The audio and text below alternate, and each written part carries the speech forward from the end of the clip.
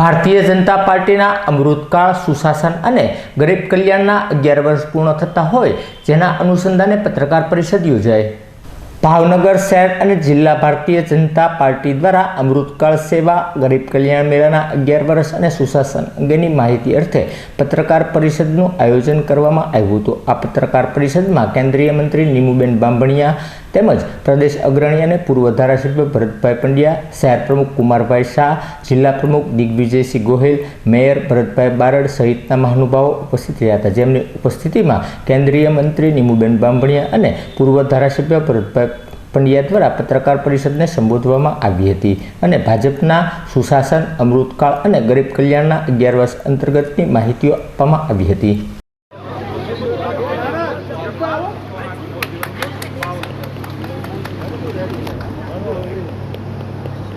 भारत माता की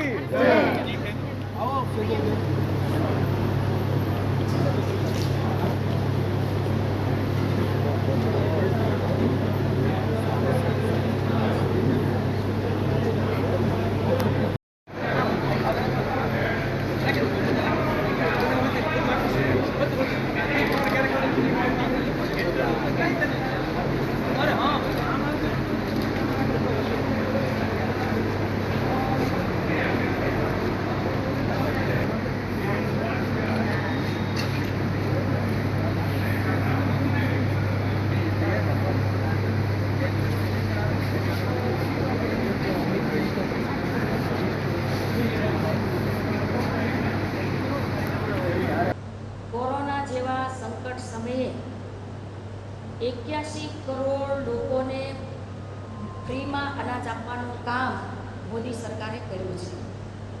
एने कंटिन्यूअस पण मफत अनाज मळे ए प्रकारे सरकारनी योजना चाली रही छे। वन नेशन वन रेशन योजना अंतर्गत गरीब परिवार कोई यूपी नौकरी यूपी थी अहींया गुजरात में नौकरी करता हो अथवा तो मजूरी वर्ग माटे एक बीजा स्टेटों में मजूर लोग जता होय छे अने त्यारे एवा समये वन नेशन वन रेशन योजना अंतर्गत पोतानुं रेशन ए बीजा स्टेट में पण पोताने जोतुं होय एटलुं रेशन ते लई शके छे। बाकीनुं रेशन पण एना परिवार दाखला तरीके उत्तर प्रदेश कोई मजूर माणस गरीब परिवार एक गुजरात में मजूरी आव्या होय तो ए अहींया पण एमनुं रेशन लई शके छे अने थोड़ो भाग ए एना उत्तर प्रदेश में जे एनो परिवार छे त्यां पण ए लई शके छे।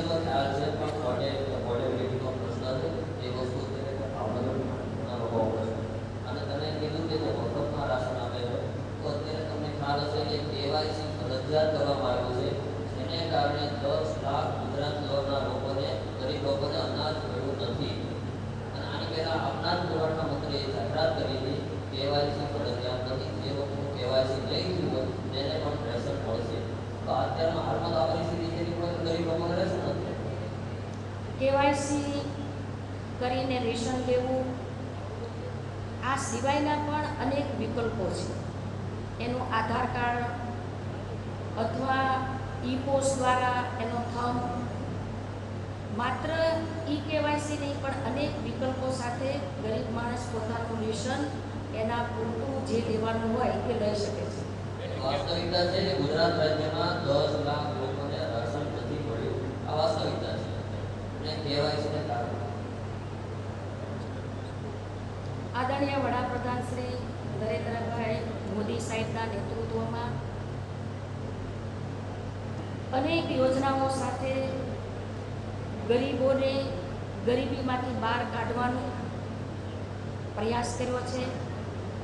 25 करोड़ करता पण वधारे लोको गरीबी मांथी बहार निकळ्या छे। स्टार्टअप द्वारा युवानोने तक मळी रही छे।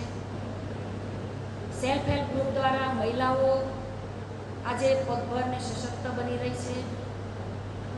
गरीब परिवार ने भारत सरकार અને गुजरात सरकारनी अनेक योजनानो लाभ मळी रह्यो छे। त्यारे राशन पण લોકોને પૂરતા પ્રમાણમાં મળે,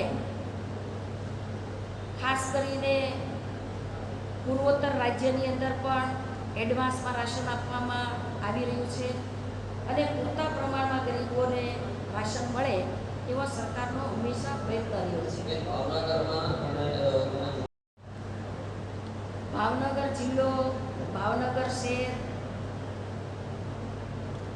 આ બધી જગ્યાએ રોજગારી પ્રાપ્ત થાય, લોકોને પડેલી મુશ્કેલીઓ એ સોલ્વ થાય, સરકારની યોજનાઓ એ જમીન સુધી પહોંચે, એના માટે અમારા ભારતીય જનતા પાર્ટીના કાર્યકર્તા દ્વારા પણ અનેક યોજનાઓનો લાભ અપાવવા માટે એ ફોર્મ ભરાવતા હોય છે અને સરકારની યોજના, સરકારમાંથી આવતી સહાય એના માટે પણ કાર્યકર્તાઓ કામ કરતા હોય છે. ભાવનગર જિલ્લાની અંદર CCI કેન્દ્રો ખોલ્યા, ઉમરાળા અને વલભીપુરની અંદર. ભાવનગરની અંદર હરિદ્વારની ટ્રેન એકવાર ચાલતી હતી, સપ્તાહમાં એના 2 વખત સપ્તાહમાં ચાલે, એ અમારો પ્રયાસ રહ્યો. ધોળા જંકશનમાં સ્ટોપેજ નહોતું મળ્યું ત્યારે એમને રેલવે ભાવનગર ઇન્ટરસિટીનું સ્ટોપેજ આપવાનું કામ કર્યું. ટૂંક સમયની અંદર ભાવનગરથી અયોધ્યાની ટ્રેન પણ આપણે અહીંથી જશે. આજે ન્યૂઝપેપરમાં પણ રેલવે તંત્ર દ્વારા લેખ આપ્યો છે કે ઉત્તર પ્રદેશને ગુજરાત પ્રદેશને જોડવા માટે જે રેલવે કનેક્ટિવિટી આપણને અયોધ્યા માટે મળવાની છે એ માત્ર યાત્રિકો માટે નહીં પણ મલ્ટી યુઝ થાય પરિવહનમાં, એ પ્રકારે ગુજરાત પ્રદેશ અને ઉત્તર પ્રદેશ આ અયોધ્યાની કનેક્ટિવિટી મળવાથી આપણને આ ટ્રેન ભાવનગરથી અયોધ્યા મળવાની છે. અનેક પ્રકારના રોજગારોનું સર્જન આ બધી નવી તકો મળવાથી થશે. મુંબઈ અને પૂના હવાઈ સેવાઓ શરૂ હતી. ઉડાન યોજના અંતર્ગત આ સેવા આપણને મળી રહી હતી. ટૂંક સમયમાં આ સેવા કન્ટિન્યુઅસ રહે એના માટે ઉડ્ડયન મંત્રી સાથે સૌરાષ્ટ્ર ચેમ્બર ઓફ કોમર્સનું ડેલિગેશન અને અગ્રણી આગેવાનો સાથે અમે ઉડ્ડયન મંત્રીની સાથે રૂબરૂ મળી વાત કરી છે. ઇન્ડિગો એરલાઇન્સ પણ અહીંયા ભાવનગરમાં સર્વે કર્યો છે અને અહીંના અગ્રણીઓ સાથે વાતચીત પણ ચાલી રહી છે. ઉડ્ડયન મંત્રીએ પણ આ સેવા કન્ટિન્યુઅસ રહે એના માટે પ્રયાસ હાથ ધર્યા છે. માનનીય મોદી સાહેબની સરકારે હંમેશા કિસાનો સાથે રહ્યા છે. કિસાન આપણા અન્નદાતા છે. એમને ભારત સરકારના MSP દ્વારા વધારે ને વધારે એની આવક વધે એ પ્રકારે સરકારે કામ કર્યું છે. માનનીય વડાપ્રધાન શ્રી નરેન્દ્રભાઈ મોદી સાહેબના નેતૃત્વમાં કિસાનોના વીમા યોજના દ્વારા પણ લાભ મળી રહ્યો છે. કિસાનોને પૂરતા પ્રમાણમાં એની કેવી રીતે ખેતી થઈ શકે એના માટે સોઇલ હેલ્થ કાર્ડ દ્વારા પણ કિસાનોને જાગૃત કરવામાં આવ્યા છે. કિસાનોને પોતાના ખાતામાં ડાયરેક્ટ વર્ષમાં 6,000 એ કિસાન સન્માન નિધિ મળી રહી છે. ભાવનગરના ડુંગળીના કોઈ પ્રશ્ન હોય, ખેડૂત માટે કોઈ પણ પ્રશ્ન હોય એના માટે અમે આપની સાથે છીએ અને હર હંમેશા અમે આપની સાથે રહીશું.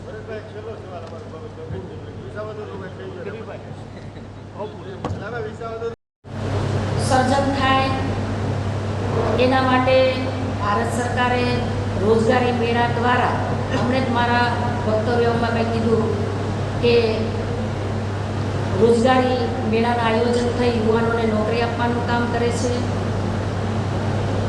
કૌશલ્ય આપી અને યુવાનોને પ્રાઇવેટ કંપનીઓ કે જે પણ જરૂરિયાત હોય એવી કંપનીઓને રોજગારી યુવાનોને તરત મળે એ પ્રકારે કૌશલ્ય વિકાસ કેન્દ્રો દ્વારા એમને કૌશલ્ય આપવામાં આવ્યું છે. સ્ટાર્ટઅપ, મુદ્રા યોજના, એમ અનેક સરકારની યોજના આજે યુવાનોને નવી નવી તક આપી રહી છે. ભાવનગરની અંદર પણ રોજગાર ધંધા અને મોટી ફેક્ટરીઓ આવે એના માટે અમારા બધાનો પ્રયાસ રહેશે અને વધારે રોજગારીનું સર્જન થાય એ પ્રકારે અમે હંમેશા મહેનત કરતા રહીશું. ગુજરાતમાં યશસ્વી રીતે 13 વર્ષ ગુજરાતનો સર્વાંગી વિકાસ કર્યા પછી નરેન્દ્રભાઈ આજે પ્રધાનમંત્રી તરીકે 11 વર્ષ પૂર્ણ કરે છે. એ સેવા, ગરીબ કલ્યાણ અને સુશાસનના 11 વર્ષને અમે સૌ હૃદયપૂર્વકના અભિનંદન આપીએ છીએ. મારે ખાસ 2-4 વાત જ કરવી છે. ગુજરાતમાં એક સપૂત જ્યારે દેશના પ્રધાનમંત્રી બને છે ત્યારે ગુજરાતને કેટલો ફાયદો થતો હોય છે.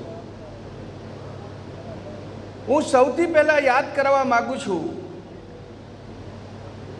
પ્રધાનમંત્રી બન્યાના માત્ર 17 દિવસમાં નર્મદા યોજનાના ડેમના દરવાજાની મંજૂરી જો આપી હોય તો આ નરેન્દ્રભાઈ મોદીએ આપી છે.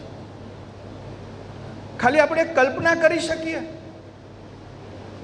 કે જો નર્મદા યોજના અને નર્મદાના ડેમની દરવાજાની મંજૂરી ન મળી હોત તો પાણીની સૌરાષ્ટ્ર અને ગુજરાતમાં કેવી પરિસ્થિતિ હોત. ખાલી કલ્પના કરીએ. એ દ્રશ્યો તમે કાલ્પનિક તમે જુઓ તો અંદાજ આવશે કે ભયંકર મુશ્કેલીઓનો સામનો કરવો પડ્યો હોત, પણ નરેન્દ્રભાઈ પ્રધાનમંત્રી બન્યા અને આજે નર્મદા યોજનાના નીર નદીઓ, તળાવો, નહેરો દ્વારા ગામે ગામ, ઘરે ઘરે અને ખેતરે ખેતરે પહોંચ્યા છે. એટલે નરેન્દ્રભાઈનો ખાસ તો ક્યારેય નર્મદા યોજના માટેનું જે એમનું યોગદાન છે એ ગુજરાતની જનતા ક્યારેય ભૂલી નહીં શકે. તમે જો રોયલ્ટીની રકમ આપવાની લેવાની થતી હોય, કચ્છ ખાતે વિશ્વનો સૌથી મોટો હાઇબ્રિડ રિન્યુએબલ એનર્જી પાર્ક કરવાનો હોય, ભાવનગર ખાતે વિશ્વનો પ્રથમ સીએનજી ટર્મિનલ પોર્ટનો શિલાન્યાસ કરવાનો હોય, વડોદરા ખાતે રેલવે યુનિવર્સિટી સ્થાપવાની હોય, આજે તમે છાપામાં જોયું હશે તો હાલોલ ખાતે સબમરીન બનાવવાનું એક કામ શરૂ થનાર છે અને નૌકા સેનાપતિના અધ્યક્ષતામાં કામ શુભારંભ થઈ ગયો છે. તમે સુરતમાં એક દ્રશ્ય જોયું હશે કે K9 વજ્ર ટેન્ક નરેન્દ્રભાઈ મોદીએ સુરતમાં બનાવેલી એ ટેન્કને રાષ્ટ્રને સમર્પિત કરી. એવા થોડા મહિના પહેલાં તમે દ્રશ્ય જોયું હશે. વડોદરા ખાતે સ્પેનના PM અને નરેન્દ્રભાઈએ જે એરક્રાફ્ટ કોમ્પ્લેક્સનું ઉદ્ઘાટન કરીને C295 કાર્ગો વિમાન બનાવશે એવી જાહેરાત કરી હતી. આ ઉપરાંત દાહોદમાં તમે જોયું ઇલેક્ટ્રિક મોટોવેટિવ હમણાં જ એમણે એન્જિન ઉત્પાદન એકમનું લોકાર્પણ કર્યું છે.